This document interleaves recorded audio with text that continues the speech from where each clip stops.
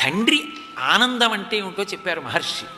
తన కొడుకు తనకి బాహువు, చిన్నతనంలో తన వేలిచ్చి నడిపిస్తాడు, చెయ్యి పట్టి నడిపిస్తాడు.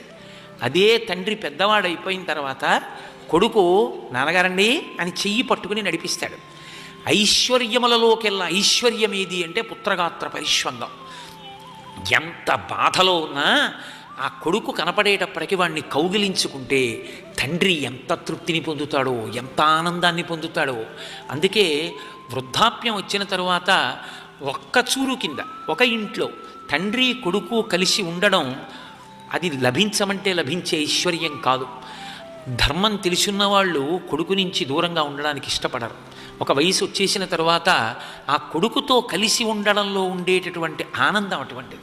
నాన్నగారండి నాన్నగారండి అని ఆ కొడుకు పిలుస్తుంటే, నాన్నగారండి ఏంటి అలా తింటున్నారు అని కొడుకు అంటుంటే ఎంత ఒంట్లో బాగుండకపోయినా డాక్టర్